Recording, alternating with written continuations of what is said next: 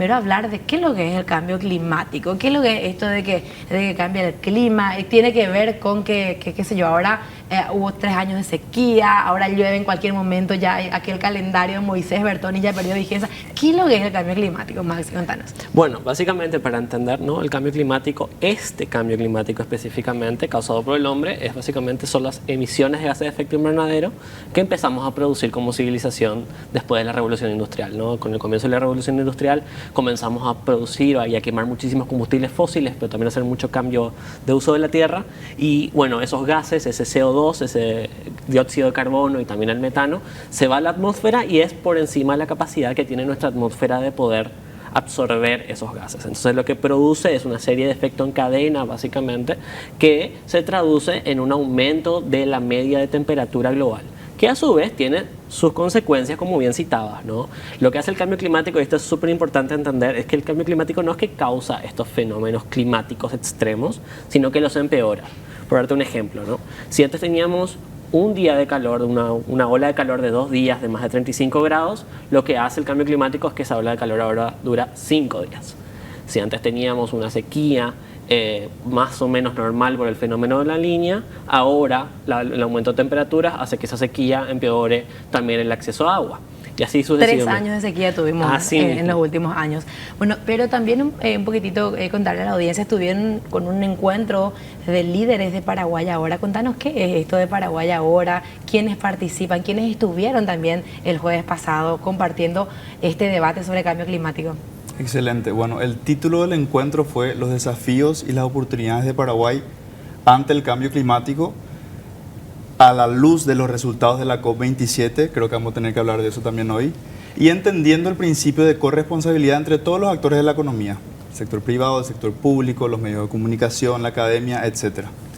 En este encuentro estuvieron conversando Jan Esperanza, Cristina Goraleski, Ulises Lovera, Maxi también nos estuvo acompañando, y se armó un debate súper interesante sobre este gran tema que de vuelta nos involucra a todos. Y solamente para complementar lo que estaba comentando Maxi, con tu permiso, que vos sos el experto, ¿por qué estos gases invernaderos son un problema? Porque básicamente los rayos de la luz del sol entran a la Tierra, rebotan, y cuando rebotan no vuelven a salir de la atmósfera justamente por estos gases. Es como cuando nuestro auto se calienta bajo el sol. Entonces, en ese sentido es muy importante que como civilización global empecemos a capturar mucho carbono, justamente para que este carbono no quede en la atmósfera, y podamos capturar lo máximo posible eso y no vuelva a rebotar y a quedarse en la tierra.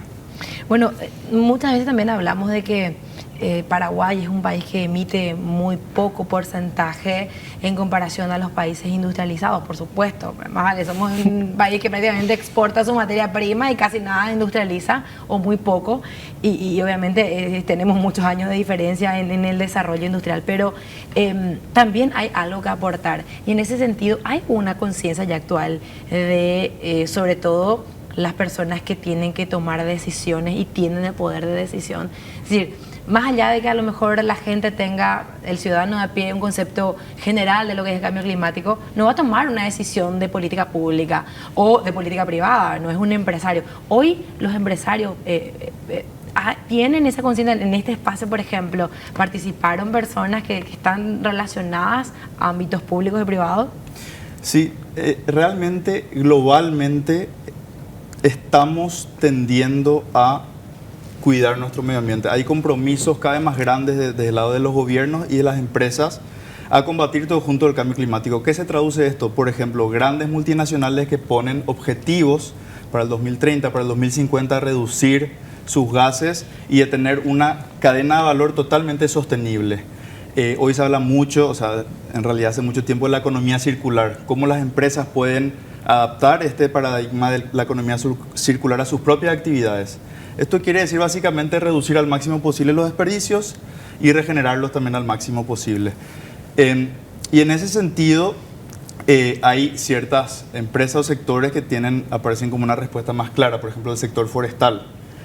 Sucede que las soluciones climáticas naturales, según Mark Wishney, un investigador, representan el 30% de la solución al cambio climático. ¿Qué quiere decir eso? Los bosques, los pastizales y los humedales.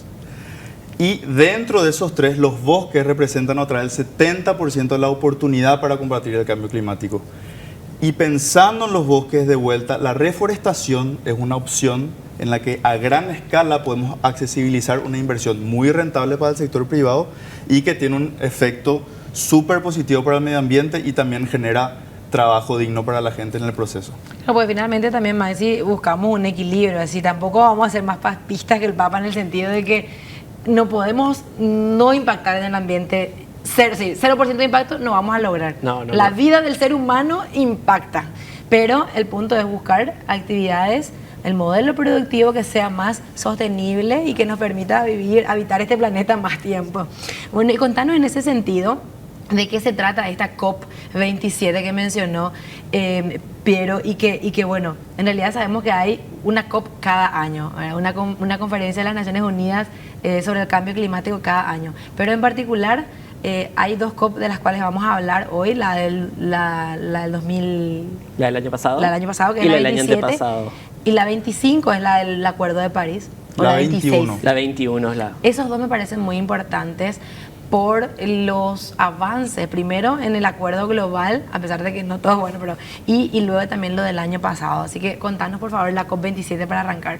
Sí, por supuesto. Bueno, como bien explicabas, Paraguay es firmante de la Convención de las Naciones Unidas sobre el Cambio Climático después de la conferencia de Río en 1992. Es uno de los 194 países y uno dirá, ufa, 1992 pasó hace un buen rato ya, ¿verdad? ¿Y qué tanto hemos avanzado? Y en realidad hemos avanzado bastante. Hay que tener en cuenta de que las decisiones de la conferencia, ¿verdad?, de la conferencia de las partes, de ahí la palabra COP, se hace cada año y se trata de avanzar sobre lo que se acordó en el Acuerdo de París, pero también en otros acuerdos y en la Convención en general, ¿no? Y hay que entender de que todas esas decisiones se tienen que tomar por consenso. Eso quiere decir que a lo largo de las 2 semanas que dura la conferencia, todos los 194 países tienen que estar de acuerdo, si no, no se toma una decisión. Y eso es un gran esfuerzo diplomático, eso es un gran esfuerzo de llegar a acuerdos, muchas veces incómodos y que muchas veces obviamente son como medio camino. En este año particular, el año pasado, en noviembre se hizo en Sharm el Sheikh, que es en Egipto, se hizo la COP27, y el gran tema de esa COP27 era que el sur global, es decir, toda Latinoamérica, toda África, todo el sureste asiático, reclamando a los países desarrollados el dinero que esos países desarrollados les deben por los daños que el cambio climático, cuyos responsables son principalmente estos países desarrollados, estoy hablando de Estados Unidos, Gran Bretaña, la Unión Europea,